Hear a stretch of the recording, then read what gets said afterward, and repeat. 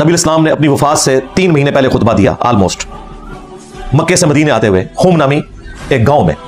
الفاظ ہی کنکلوڈنگ ہے، اے لوگوں آگاہ ہو جاؤ، میں بھی ایک انسان ہوں، قریب ہے کہ اللہ کا قاصد یعنی موت کا فرشتہ میرے پاس آئے اور میں اس کی دعوت قبول کر لوں۔ میں اپنے باتوں میں 2 بھاری چیزیں چھوڑ کے جا رہا ہوں، ان میں سے پہلی چیز اللہ کی کتاب ہے، اس میں ہدایت ہے، اس میں نور ہے، تم اللہ کی کتاب کو پکڑو، اپنا تعلق اس کتاب کے ساتھ مضبوط کرو۔ اللہ کی کتاب اللہ کی رسی ہے، جو اسے پکڑے گا ہدایت پر ہوگا، جو چھوڑ دے گا گمراہ ہو جائے گا۔ وَاعْتَصِمُوا بِحَبْلِ اللَّهِ جَمِيعًا وَلَا تَفَرَّقُوا، یہ ہے اللہ کی رسی۔ جو یہ کہتے ہیں جی وہ رسی میں اتنے بال ہوتے ہیں، ایک بزرگوں کا بال ہے، ایک فلاں کا بال ہے، اور لے جاؤ، اللہ کے نبی کہہ رہے ہیں قرآن اللہ کی رسی ہے، تو آڑی تشریحاں تو آڑیاں تفسیراں تو آڑے منہ دے۔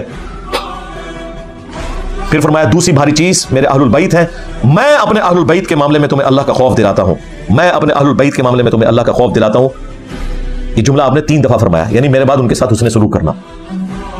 اور اسی حدیث میں پھر موجود ہے، زید بن ارقم کہتے ہیں یہاں اہل البیت سے مراد آل علی، آل عقیل، آل جعفر، آل عباس ہیں، کیونکہ تابعین نے کہا امہات المومنین، ان کا امہات المومنین بھی ہے، لیکن یہاں وہ مراد نہیں ہے، وہ بھی اہل البیت ہے۔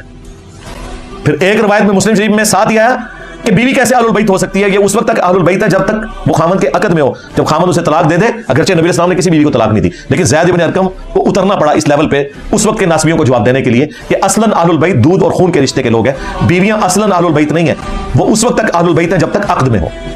اور الحمدللہ ساری بیویاں دنیا اور آخرت میں نبی اسلام کی بیویاں ہیں الحمدللہ، لیکن یہ بات کھولنی پڑی۔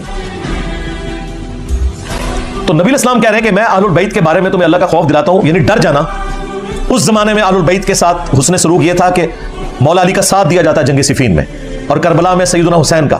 اور آج اہل البیت کے ساتھ حسن سلوک یہ ہے کہ آج جو بنو امیہ کے خدمت گزار ہیں انہیں ایکسپوز کیا جائے۔ اس زمانے میں ہم ہوتے تو حضرت علی اور حسین ابن علی کے ساتھ مل کر تلوار اٹھا لیتے ان کے دشمنوں پر۔ آج تم ہمیں اپنی زبانیں بھی نہ کھولنے دو۔